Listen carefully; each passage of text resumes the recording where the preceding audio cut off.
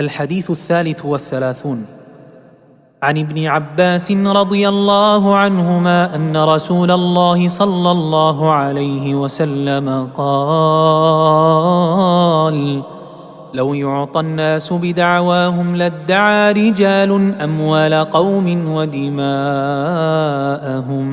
لكن البينة على المدعي واليمين على من أنكر. حديث حسن رواه البيهقي وغيره هكذا، وبعضه في الصحيحين. الحديث 34 عن أبي سعيد الخدري رضي الله عنه قال: سمعت رسول الله صلى الله عليه وسلم يقول: من رأى منكم منكرا فليغيره بيده، فإن لم يستطع فبلسانه، فإن لم يستطع فبقلبه، وذلك أضعف الإيمان. رواه مسلم.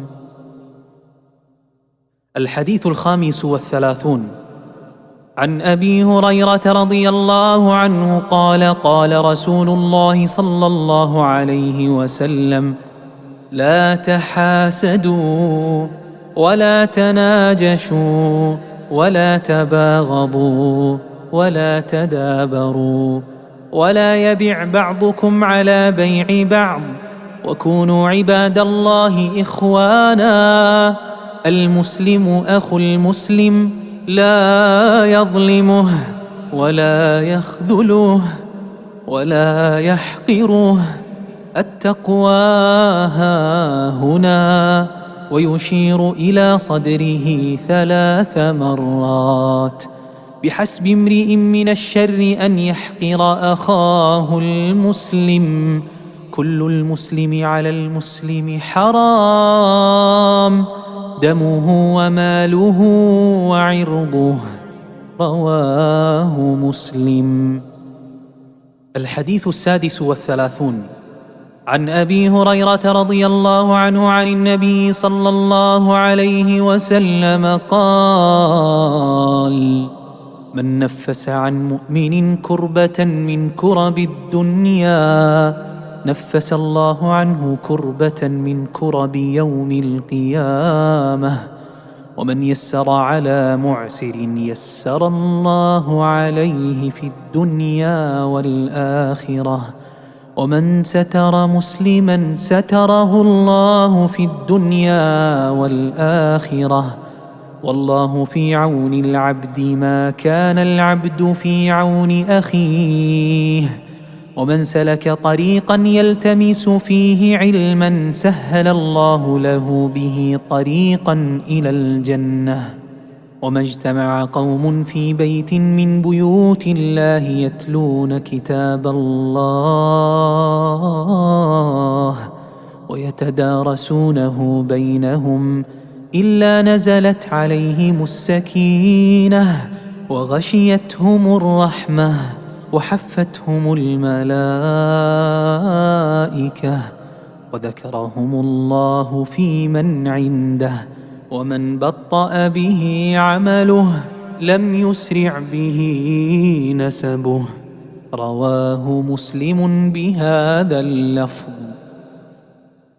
الحديث 37 عن ابن عباس رضي الله عنهما عن رسول الله صلى الله عليه وسلم فيما يروي عن ربه تبارك وتعالى قال: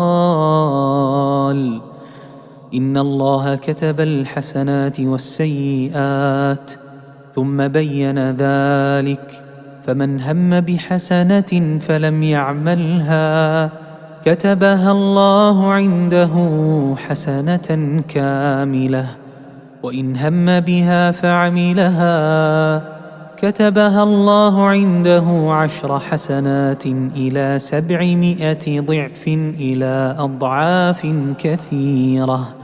وإن هم بسيئة فلم يعملها كتبها الله عنده حسنة كاملة، وإن هم بها فعملها كتبها الله سيئة واحدة.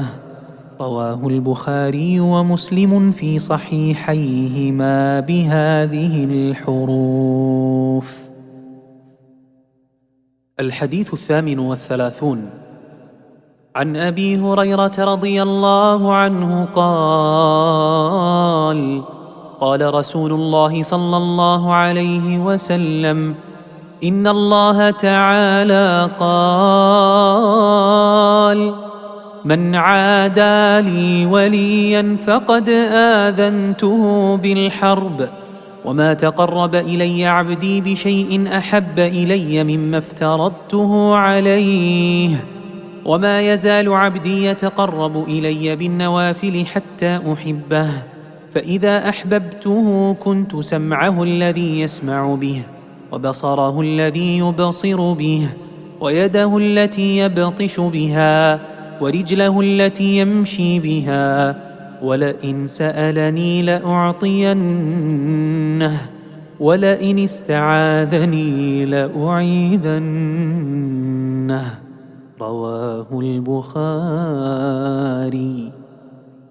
الحديث 39 عن ابن عباس رضي الله عنهما أن رسول الله صلى الله عليه وسلم قال: إن الله تجاوز لي عن أمتي الخطأ والنسيان وما استكرهوا عليه. حديث حسن رواه ابن ماجه والبيهقي وغيرهما. الحديث 40 عن ابن عمر رضي الله عنهما قال: أخذ رسول الله صلى الله عليه وسلم بمنكبي فقال: كن في الدنيا كأنك غريب أو عابر سبيل. وكان ابن عمر يقول: إذا أمسيت فلا تنتظر الصباح، وإذا أصبحت فلا تنتظر المساء، وخذ من صحتك لمرضك ومن حياتك لموتك. رواه البخاري.